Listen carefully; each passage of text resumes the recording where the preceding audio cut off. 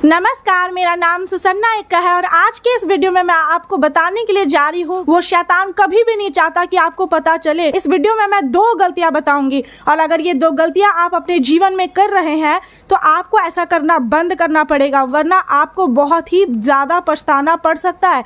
तो इसीलिए ऐसा ना हो तो आप इस वीडियो को पूरा अंत तक देखिएगा। आप मेरे चैनल पर पहली बार आए हैं तो ज़रूर सब्सक्राइब करें और मेरी मदद करें परमेश्वर के वचन को ज़्यादा से ज़्यादा लोगों तक पहुँचाने में है। चलिए इस वीडियो को शुरू करते हैं।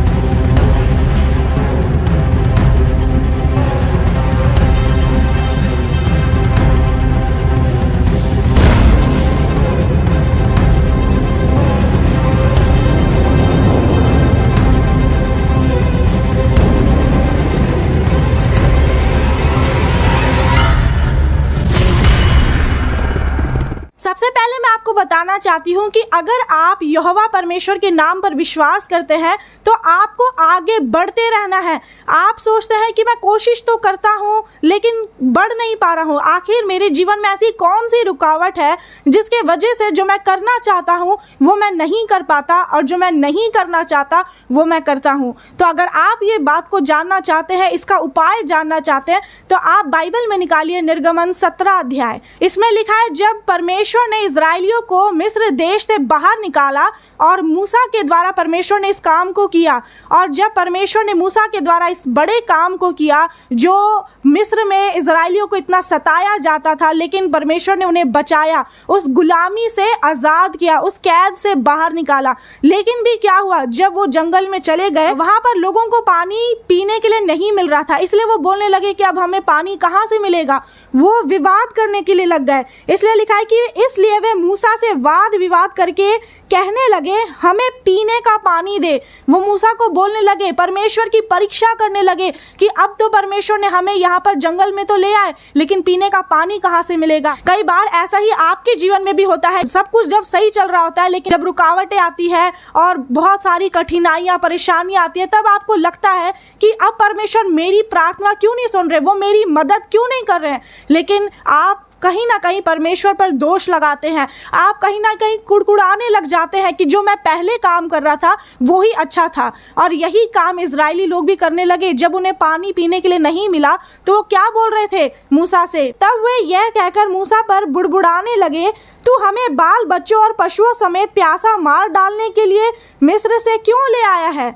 वही लोग बोल रहे हैं कि हमें मार डालने के लिए यहाँ पर जंगल में ले आए, क्यों, इससे अच्छा तो हम मिस्र में ही थे, कम से कम कोई बात नहीं, हम गुलामी थे लेकिन खा पी तो रहे थे। तो कई बार आप भी ऐसा सोचने लग जाते हैं जब आपका जीवन सीधा सीधा चल रहा होता है और थोड़ी सी रुकावट आ जाती है, थोड़ा सा दुख आ जाता है, थोड़ा सा ऐसा आपको लगता है कि नहीं अब आप आगे नहीं बढ़ सकते, थोड़ा सा लोग आपको कुछ झूठ बोल देते हैं, आपको गिराने के लिए काम करते हैं, तो आप क्या करते हैं, कुड़कुड़ाने लग जाते हैं। जिस तरह से इजरायली लोग बुड़बुड़ाने लगे और वो बोलने लगे इससे अच्छा तो ये था कि हम लोग मिस्र में ही रहते, यहाँ पर क्यों ले आए जंगल में। इसीलिए परमेश्वर भी हो सकता है कि आपकी परीक्षा ले रहे हैं इस बुरे समय में। अगर आपका भी बुरा समय चल रहा है तो आपको इस परिस्थिति में धीरज धरना है, क्योंकि ये परीक्षा परमेश्वर की ओर से है। परमेश्वर भी कई बार आपके जीवन में मुसीबतों को, दुखों को आने देते हैं ताकि आपको और ज़्यादा मजबूत बनाए। लेकिन आप जब मजबूत बनना नहीं चाहते, लेकिन आप क्या चाहते हैं कि आपको हर चीज़ बस बिना मांगे ही मिल जाए, आपकी ज़रूरतें की चीज़ें मिलती जाए, लेकिन ऐसा नहीं होगा, क्योंकि कई बार ऐसा समस्याएं आएंगी जब आपको शैतान ये दिखाना चाहेगा कि जो आप पहले अपने अतीत में कर रहे थे वो ज़्यादा अच्छा था। वो काम कुछ भी हो सकता है कि आप पहले बहुत ज़्यादा बातें करते होंगे लोगों से, और इसीलिए शैतान आपको बहकाएगा, आपको भरमाएगा कि आप जो पहले लोगों से इतना बातचीत करते थे, आपके इतने सारे दोस्त थे, आज आपके दोस्त एक भी नहीं है। तो इससे अच्छा क्या था कि आपके दोस्त रहते तो आप अपनी प्रॉब्लम्स को शेयर करते, आप उनके साथ इधर उधर घूमने जाते, उनके साथ बहुत सारी बातें करते। तो शैतान आपको ऐसा दिखाएगा, ऐसे विचार आपके मन में डालेगा कि जो आप पहले काम कर रहे थे वो ज़्यादा अच्छा था, आपका पुराना जिंदगी ज़्यादा अच्छा था। असलियत ये नहीं है, रियलिटी ये बिल्कुल भी नहीं है, इसीलिए आप उसमें फंस जाएंगे अगर आप उस दलदल में वापस जाएंगे। जिस तरह से एक सुअर होता है, उसको कितना भी आप कीचड़ से बाहर निकाल के सोचेंगे, उसे धो देते हैं, नहला देते हैं, लेकिन पता है सबको कि जो सुअर है, जो पिग होता है, उसको वापस उस कीचड़ में ही चले जाना है। लेकिन आपको उसकी तरह नहीं बनना है, आपको परमेश्वर के पीछे चलना है। चाहे कितनी भी रुकावट आए, लोग आपको कुछ भी बोले, परिस्थितियां कैसे भी हो, आपको यीशु मसीह को देख करके चलना है कि मैं अपना जीवन जो जी रहा हूं उसका मकसद क्या है, यीशु मसीह है। और इसीलिए जब आप यीशु मसीह को देख करके चलते हैं तो आपको पता है कि आपको क्या करना है, क्या बोलना है, क्या नहीं बोलना है। आपको जीवन में समझ आ जाता है कि कैसा अपना चाल चलन बना करके रखना है। बहुत सारे लोग जैसे पहले मेकअप करते थे और अब नहीं करते हैं, या फिर हो सकता है कि आप पहले अच्छा कपड़ा पहनते होंगे, बहुत ज़्यादा स्टाइलिश वाला, अभी नहीं पहनते। पहले डांस करते होंगे, अच्छा बॉलीवुड या हॉलीवुड जो भी सॉन्ग्स गाते होंगे जो संसारिक होता है, लेकिन अभी वो नहीं गाते। लेकिन कई बार शैतान आपको इसके लिए भरमा सकता है कि आपकी आवाज़ इतनी अच्छी है, आप इतने सुंदर दिखते हैं, तो क्यों ना आप उन्हीं कामों को करें, उन्हीं जिंदगी में वापस लौट जाए जैसे आप पहले थे। लेकिन ये गलती आपको बिल्कुल भी नहीं करना है। अगर आप ये गलती कर रहे हैं, हो सकता है कि आप अभी इसी दलदल में फंस चुके हैं जिसमें फंसने के लिए परमेश्वर ने मना किया था। इजरायली भी कुड़कुड़ा रहे थे। हो सकता है आप भी कई बार प्रार्थना में आप भी बोलते होंगे कि परमेश्वर, मैं पहले जैसा था वही ज्यादा ठीक था। आप आपस में लोगों से बात करते होंगे, हाँ पहले वाला समय ज्यादा अच्छा था, ज्यादा बेहतर था,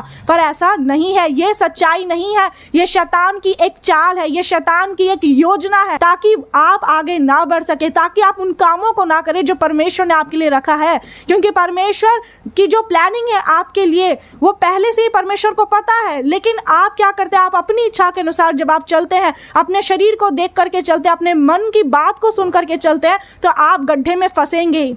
इसलिए जब आप यीशु मसीह को देखकर चलेंगे, परमेश्वर के वचन पर आप अपने जड़ को मजबूत बनाए रखेंगे, तो कभी भी आप गिर नहीं सकते हैं। इसलिए आपको मजबूत बने रहना है, क्योंकि ऐसा नहीं है कि जब परेशानी आएगी तो परमेश्वर आपको छोड़ देंगे। जैसे कई बार आप सोचते हैं कि परमेश्वर प्रार्थना नहीं सुन रहे, परमेश्वर ने मुझे छोड़ दिया, ऐसा कभी भी नहीं होता है। परमेश्वर हमेशा आपके साथ होते हैं, हर बुरे और अच्छे वक्त में। बस इतना फर्क होता है कि आप उनकी आवाज को सुन नहीं पाते, आप उन्हें महसूस नहीं कर पाते, आप उनकी सामर्थ्य को देख नहीं पाते, क्योंकि आप उनसे इतना दूर हो गए होते हैं। आप शरीर में तो उनके पास है, लेकिन आपका आत्मा, आपका जो मन है वो इतना दूर है कि आपको परमेश्वर की आवाज नहीं सुनाई दे रही है। इसलिए आपको जरूरी है कि आप परमेश्वर के और ज्यादा पास जाए, और ज्यादा प्रार्थना में मजबूत बने, वचन को पढ़े, उस पर ध्यान लगाए, उसके अनुसार चले, तभी आप परमेश्वर की आवाज को सुन पाएंगे और उनके अनुसार चल पाएंगे। आमीन। तो आपने जान लिया इस वचन से कि आपकी पहली गलती क्या है, कि आप कुड़कुड़ाते हैं, जो कि आपको बिल्कुल भी नहीं करना है। अगर अब तक आप ऐसा करते आए हैं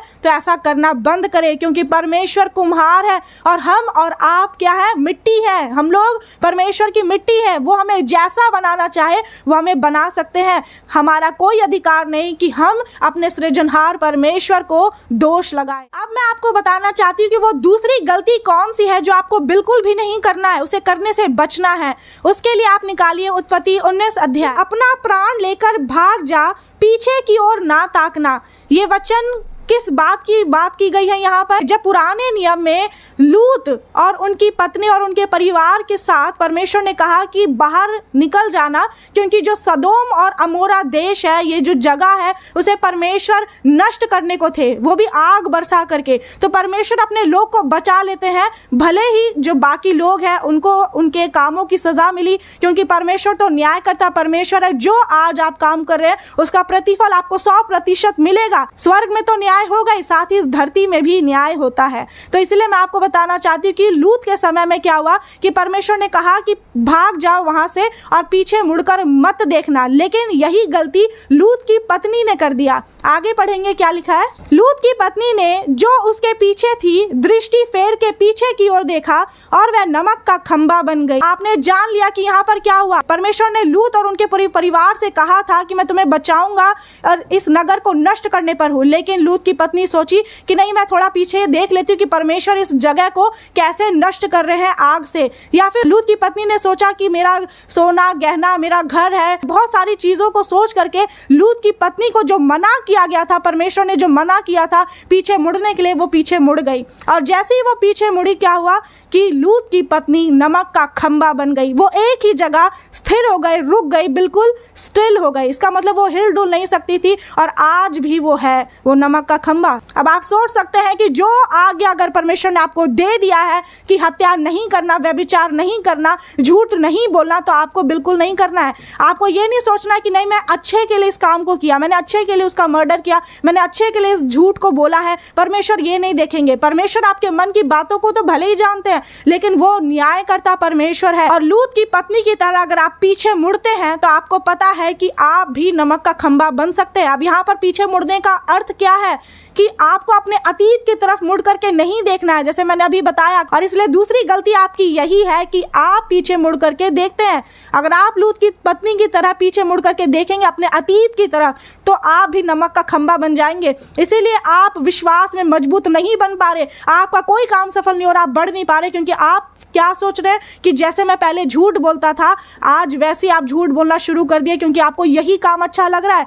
आप जैसे पहले जो वीडियोस देखते थे, जो मूवीज देखते थे, जो गेम्स खेलते थे, वही कामों को करना शुरू कर दिए। जो पाप में आप थे, जो बुरी आदतें पहले आपके जीवन में थी, आज भी आप वही कर रहे हैं। लेकिन क्या आप नहीं जानते कि आप मसीह में नए हो चुके हैं? इसलिए वचन में लिखा हुआ है, तुम्हारे मन के नए हो जाने से तुम्हारा चाल चलन भी बदलता जाए। ये नहीं कि आप बोल देंगे कि मैं तो मसीह में आ गया, मैंने बपतिस्मा ले लिया। आप बोलते तो है यीशु मसीह पर मैं विश्वास करता हूं, लेकिन उनके पीछे नहीं चलते। विश्वास करने और उनके पीछे चलने में बहुत बड़ा अंतर है, आपको समझना होगा इस बात को। इसलिए सिर्फ बोलने से काम नहीं होता है, आप क्या कर रहे हैं वो परमेश्वर देखते हैं। इसीलिए जो जिंदगी परमेश्वर ने आज आपको दिखाया है, वैसा जिंदगी के बारे में आप सोचिए। आप प्रेजेंट में जिए, आप परमेश्वर के वचन पर ध्यान लगाए, प्रार्थना करें। आप नहीं जानते कि दूसरा आगमन यीशु मसीह का कब हो जाएगा, और कहीं ऐसा ना हो कि आप पुराने जिंदगी में हमेशा बस पीछे मुड़ करके देखते रहे और आगे का समय इतना पास आ जाए यीशु मसीह का आगमन कि आपको मन फिराने के लिए, आपको अपने गलतियों के लिए पश्चाताप करने के लिए समय भी ना मिले। लेकिन आप तो इंसान हैं, आपको परमेश्वर ने अपने स्वरूप में बनाया है,